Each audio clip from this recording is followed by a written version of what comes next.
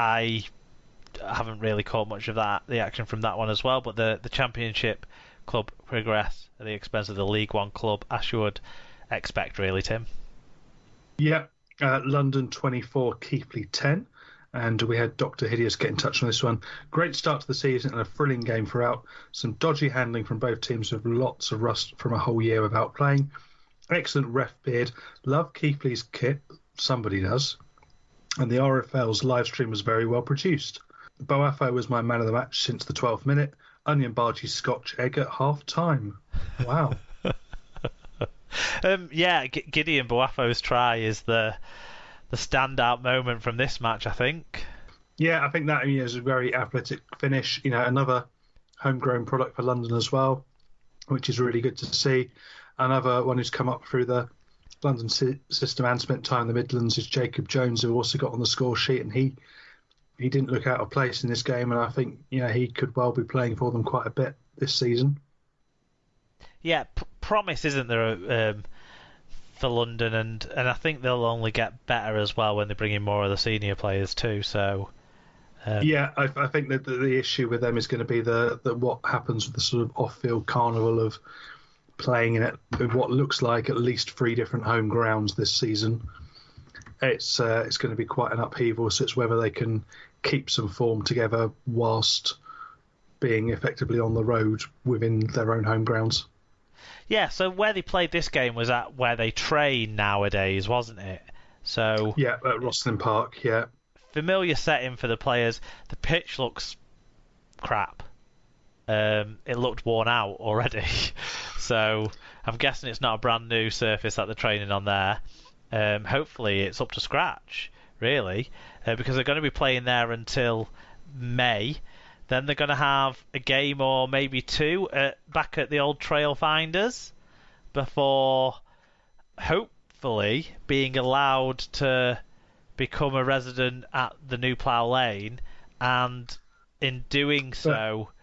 It seems that they might not be able to play until after AFC Wimbledon have played. Yeah. There seems to be some sort of thing in the agreement that they aren't going to play until after AFC Wimbledon have had their chance, so their supporters get in, so probably realistically July at the earliest. Yeah, so what'll happen, I assume, is AFC Wimbledon will arrange a friendly, maybe against your Brentford, something like that, and that'll be their opening game, won't it? And then the Broncos, we would hope, will be able to wow the crowds down there with some more Gideon Buffeo action. Boafo. How would you pronounce it? I don't know. I said Boafo, but yeah, let's call the whole thing off. Finished Whitehaven 23, Dewsbury 16. Does this count as a? I mean, shock's a bit strong. They're both in the same division, but probably Dewsbury would have been going into this favourites. Good start to the season for Whitehaven. So? Yeah, I mean it's Whitehaven at Whitehaven kind of effect. But I think it's good for given that they only played a handful of games last season since coming up, they've done pretty well. Halifax 6, Batley 19. Tim, I don't know what you make of this one, but are facts on the slide a bit? They did look. I watched the highlights of this one. They did look a little bit ropey. I don't know how much was just rust and not really training together as a group, but I think they're slipping down into perhaps being more mid-table rather than upper mid-table and sneaking into the playoffs every other year. I think they're and doing well. I think they're going to be less of a contender this year. Yeah, I mean it's only 2 years ago that they made the semi-finals of the Cup. Yeah. But now Dewsbury and Batley seem to be the teams to be talking about them in connection with. I think that's where they'll be grouped, in that kind of only one of those 3 will make the top 6, if any of them sort of group. Yeah. A good run sees them go in, but a poor run sees them looking further down. And then the first BBC game, it finished West Wales Raiders 4, Widnes Vikings 58, and we had some fan views on this one. Yeah, Mark Butler said, West Wales threatened to make this very interesting with a great opening quarter and took a deserved lead, but just as they were getting their big names purring, a red card for an outrageous tip tackle saw the end of that, and Widnes strolled from there. Even with 12, West Wales looked decent with the ball and could be a different animal if they cut out their rough stuff. POB the Vikings says, a slow start from the Vikings, which cost us early on, a good hit out from the lads, a convincing win over the 12 men of West Wales. Thought the referee got the sending off correct. Into the next round is what it's about. West Wales will shock some teams this year. And Dr. Hideous said, last time I saw West Wales was when the Scholars gave them a 70-something point dicking 2 or 3 years ago in the league. They're much improved, and I wish they'd not got that red card so we could get a better idea of how they'll perform. The card, though, was thoroughly deserved, and they could have got a second one in the last few minutes for another dangerous tackle. Disappointed not to see more from Gavin Henson. Yeah, this one was on the BBC. Because of Gavin Henson. Because of Gavin Henson and to a lesser extent Rangi Chase, I think, and Rangi Chase was super motivated in this game. He made a goal line last-ditch saving tackle very early on in the piece, and you sort of was worried at that stage, is the writing on the wall?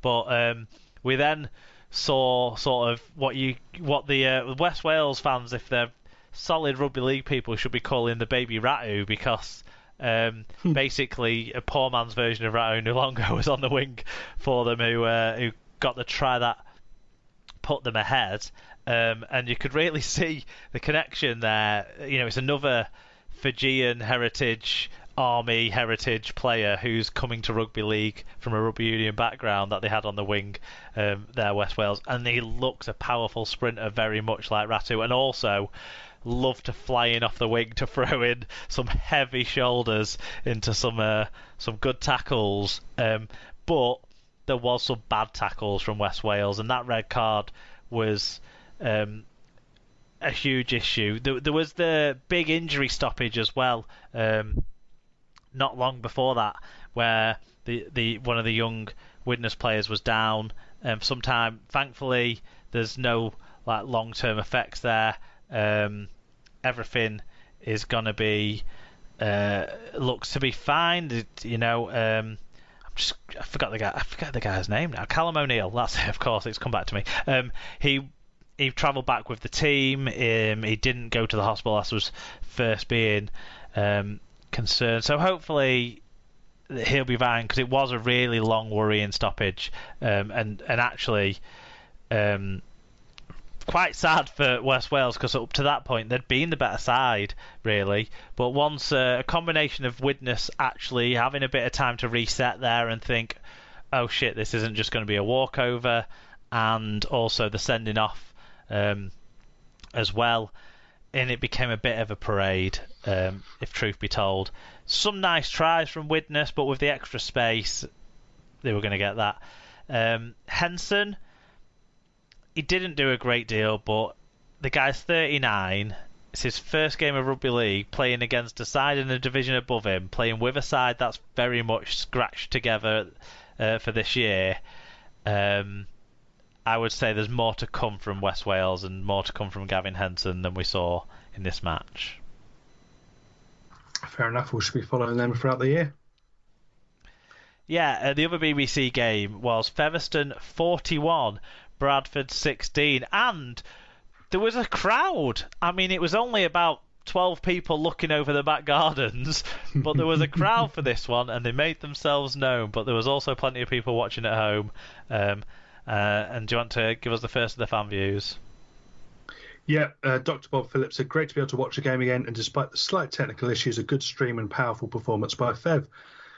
Thought they were more inventive and fitter. Both sides looked like they needed to speed up their game. Sarah Mackenzie of Scoops, of course, said, great game. It felt closer than the scoreline reflected. Lots of ex-Super League players out there with plenty to offer. Alan Shoddy Mungo said, flashes of good play from Bradford. This was always going to be a difficult match, probably the hardest draw possible in this round. Concentrate on the league, as they say. Also, General Challenge Cup feedback. As Cup correspondent, I felt it was my duty to watch every game. £20 for 5 games seemed like good value to me. and this coverage was excellent. I hope plenty of others tuned in. And Pop the Viking said, a strong performance from Rovers, who will definitely be in the mix for promotion. Bradford a little off the pace today. Yeah, in a way, if it wasn't for the 10 minutes or 5 minutes or so where the footage went down and Fev went in and scored 2 tries, after an hour in this game, you'd be forgiven for thinking it was 2 very evenly matched sides, because Bradford came out at the start of the second half and actually had their best spell of the game. Young Reece Hamlet on the wing grabbing the second of his 2 tries, showing some promise with his finishing ability. But then Fev really cut loose and was scoring tries from distance, tries from close range. There was a try by the prop Harrison, which probably Bradford will be thinking they should have done much better, with him busting through the line from quite close to the try line. Then there was one from Craig Hall where he came from the back fence really, and took it the whole way. You'll have enjoyed that one, Tim. Yeah, I'll catch up on that one in the week. And so yeah, Featherstone looked so much superior. I think one thing where Featherstone looked better is when there was interchanges, the drop off wasn't as much for Fev as it was for Bradford. So yeah, Bradford will be looking to gear up their fitness, certainly. Fair enough. And the final game of the weekend, it finished Swinton 28, Newcastle 16. And Josh got in touch with this one, said, one of the games of the weekend for me, Swinton looking to run away with it, with both looking rusty, with Toon seeming like the step up to Championship to be too much. But the number 7 for Newcastle warmed into the game, showing some good management, producing some great team tries. The game was looking to go down to the wire, but the experience of Swinton and the desperation of Newcastle led to a few late mistakes. Yeah, the Newcastle will be building, I guess. It's Josh Woods and Jake Shorrocks who are in the halves there. You'd think that they've maybe had some time together, but come to think of it, probably whenever Josh Woods played for Wigan, Jake Shorrocks was injured. And whenever Jake Shorrocks played for Wigan, Josh Woods was on loan at Lee. So they probably haven't spent that much time around each other. So Newcastle will be building there. Whereas Swinton have got a bit of continuity with Littler coming back, even though as the coach, who I think is a really good Championship level coach. And I think Swinton are a better side than we think they are, because they had all them financial problems where they nearly disappeared in the not too distant past. Yeah. But actually, Littler's done a really good job, and arguably maybe a better job than Duffy did before him, if I'm honest. But I think what we can talk about from this game as well is obviously one of the best names in Rugby League, Geronimo Doyle, but also his try that sealed it after Newcastle did mount a comeback. So Newcastle showed that they're not a easy beat, and they are a fit side to be able to come back into it after Swinton led early doors. But that try to win it just capped off a weekend of really good tries in the Challenge Cup. It started with the Ben Jones Bishop one off the back of really strong forward play up the middle from York, and then you had some of the long range efforts from Widnes. We had the acrobatics in the London game, Craig Hall's long range try, and then this I didn't even know that the another name that's gone out my head, the bloody Welsh centre he used to play at Wigan and Widnes. Hankinson. No, he's at London, isn't he?